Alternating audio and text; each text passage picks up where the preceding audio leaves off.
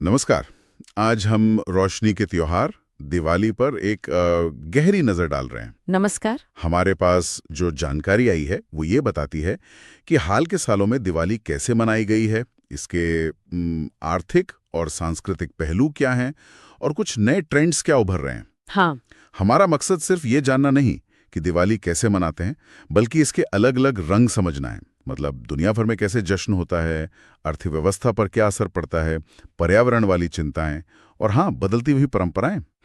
तो चलिए इस जानकारी को थोड़ा खोलते हैं, देखते हैं कि ये हमें कहाँ ले जाती है। सही। क्योंकि ये त्योहार सिर्फ रोशनी और मिठाइयों से तो कहीं ज्यादा कॉम्प्लेक्स है ना। बिल्कुल सही कहा।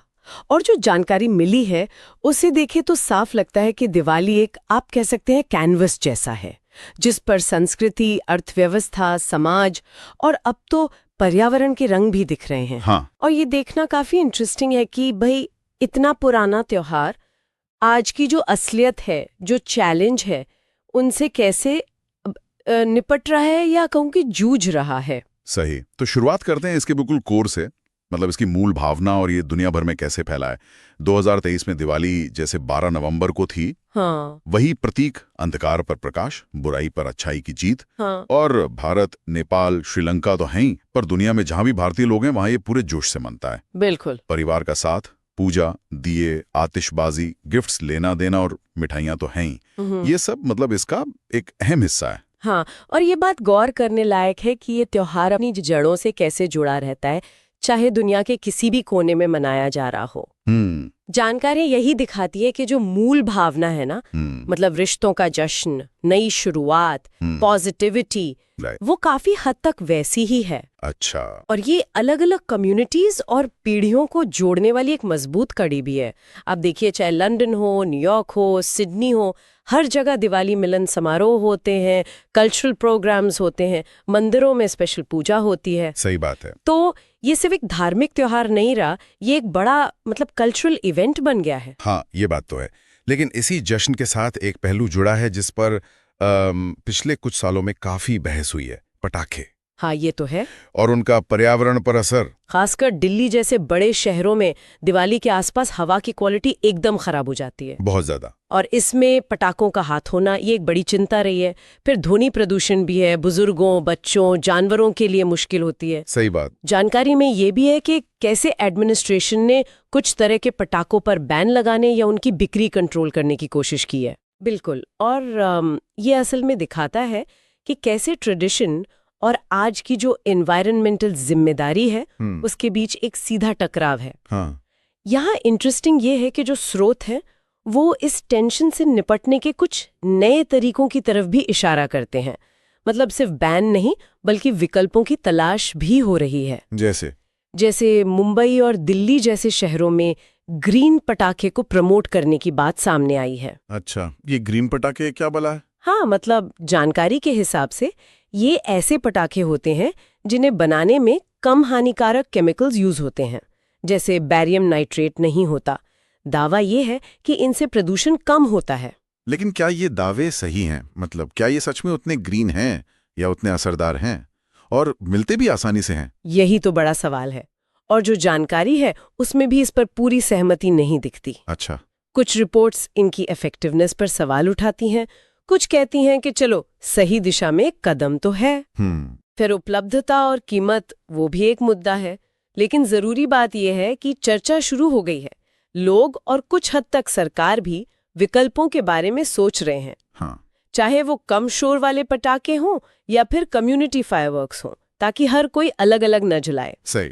ये दिखाता है कि परंपरा कोई रुकी हुई चीज नहीं है, वो बदलती सामाजिक चिंताओं के साथ बातचीत कर रही है। भले ही ये प्रोसेस धीमा हो और इसमें बहस हो। तो पर्यावरण की चिंता एक तरफ, लेकिन दिवाली का एक और बहुत बड़ा पहलू है पैसा, अर्थव्यवस्था। हाँ, वो तो है ही। ये भारत में शॉपिंग का सबसे बड़ा सीजन माना जाता है और आंकड़े भी यही कहते हैं। बताया गया है कि 2023 में पिछले सालों के मुकाबले रिटेल बिक्री में लगभग 10 से 15% की बढ़त हुई। हाँ, ये 10-15% का आंकड़ा ध्यान खींचता है, और अगर इसे थोड़ा खोलें तो कई बातें निकलती हैं। एक तो जैसा आपने कहा, त्योहारों में खर्च करने का एक कल्चर है हमारे यहाँ। लोग इसे शुभ मानते हैं, नई चीजें खरीदना चाहते हैं। हाँ। से भी जोड़ रहे हैं। शायद कोविड के बाद लोग अब खुलकर खर्च करना चाह रहे हों। हो सकता है। और ये कहीं ना कहीं लोगों के कॉन्फिडेंस और इकोनॉमिक मूड को भी दिखाता है। और ये सिर्फ कपड़ों या घर के सामान तक ही नहीं है। Amazon, फ्लिपकार्ट जैसी जो बड़ी ई-कॉमर्स कंपनियां हैं वो दिवाली पर जबरदस्त सेल लगाती हैं। बिल्कुल, दिवाली सेल। इलेक्ट्रॉनिक से लेकर फैशन तक हर चीज पर भारी छूट। ऐसा लगता है जैसे पूरा बाजार ही दिवाली के रंग में रंग गया हो। सही बात है। और इन बड़ी ऑनलाइन सेल्स के अलावा जो हमारे पारंपरिक बाजार हैं वहां भी रौनक बढ़ जाती है। लेकिन एक चीज जो दिवाली के आर्थिक पहलू को और भी खास बनाती है वो है सोने की खरीदारी। हाँ, धनतेरस। बिल्कुल, धनतेरस पर सोना खरीदना बहुत शुभ माना जाता है। और इंटरेस्टिंग बात यह है कि 2023 में सोने की कीमतें काफी ऊंची थीं। फिर भी जानकारी के अनुसार सोने के सिक्के, हल्के गहने, यहाँ तक कि डिजिटल गोल्ड की मांग बनी रही। अच्छा। कीमतों के बावजूद हाँ। लोग इसे सिर्फ इन्वेस्टमेंट के तौर पर नहीं देखते। ये एक सांस्कृतिक और आप कह सकते हैं इमोशनल जरूरत भी है। ये दिखाता है कि कैसे हमारा इकोनॉमिक बिहेवियर गहरे कल्चरल विश्वासों से जुड़ा हुआ है। यहाँ एक और कनेक्शन दिखता है कल्चर और कॉमर्स का, खासकर एंटरटेनमेंट और टेक्नोलॉजी की दुनिया में। हाँ, दिवाली का टाइम बॉलीवुड के लिए फिल्में रिलीज करने का एक बड़ा स्लॉट माना जाता है। हाँ।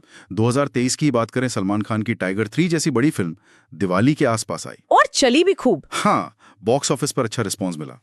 ऐसा क्यों है कि दिवाली फिल्मों के लिए इतनी जरूरी है? देखिए, इसका सीधा सा लॉजिक है।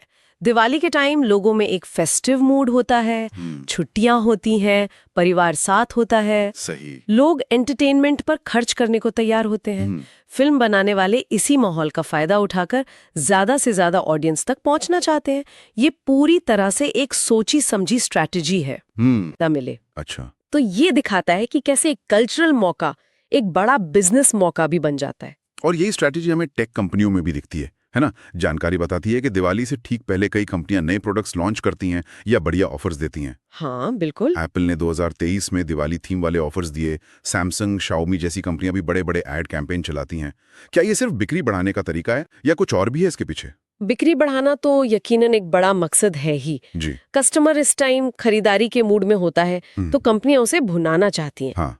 लेकिन इसके साथ ही ये ब्रांडिंग का भी एक तरीका है। दिवाली जैसे बड़े त्योहार से जुड़कर कंपनियां खुद को इंडियन कल्चर का हिस्सा दिखाने की कोशिश करती हैं। अच्छा, ये भी एंगल है। हाँ, ये कस्टमर्स के साथ एक इमोशनल कनेक्ट बनाने की कोशिश भी है।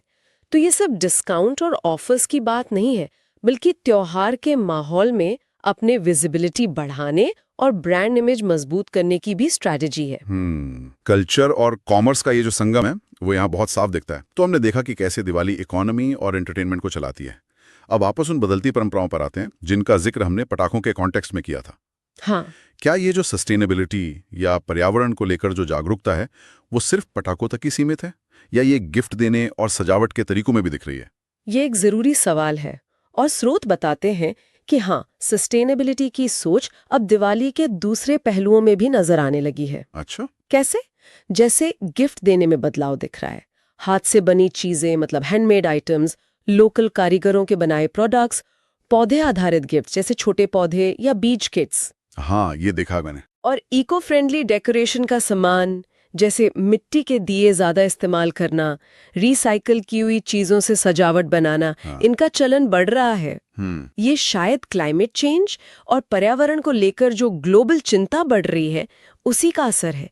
लोग अब सिर्फ गिफ्ट नहीं दे रहे हैं बल्कि अपने वैल्यूज भी एक्सप्रेस कर रहे हैं। और क्या दिवाली के जो मूल आध्यात्मिक या सामाजिक मूल्य हैं जैसे दान पुण्य की परंपरा, उसमें भी कोई बदलाव या नई बात दिख रही है? दान और परोपकार तो हमेशा से हमारी संस्कृति का हिस्सा रहे हैं और दिवाली के टाइम ये भावना और बढ़ जाती है। हाँ। जानकारी ये इशारा करती है कि हाल के सालों में ऑर्गेनाइज तरीके से जो चैरिटी होती है उसमें बढ़त हुई है। अच्छा। कई सेलिब्रिटीज, कॉर्पोरेट हाउसेस और एनजीओज दिवाली के मौके पर हेल्थ, एजुकेशन या जरूरतमंद कम्युनिटीज की मदद के लिए बड़ी घोषणाएं करते हैं। सही है। ये दिखाता है कि त्योहार का जो देने वाला पहलू है वो आज भी उतना ही रेलेवेंट है, बल्कि शायद और ज्यादा ऑर्गेनाइज तरीके से सामने आ रहा है। इसके अलावा जिस तरह से लोग त्योहार मनाते हैं, मतलब सेलिब्रेट करने के तरीके में, क्या उसमें कोई और बदलाव नजर आता है, जैसे कम्युनिटी गैदरिंग्स या टेक्नोलॉजी का इस्तेमाल? हाँ, कुछ और ट्रेंड्स भी हैं जो ध्यान देने लायक हैं। एक तरफ तो वाराणसी में गंगा आरती जैसे बड़े पारंपरिक कम्युनिटी वाले आयोजन पूरी धूमधाम से होते हैं।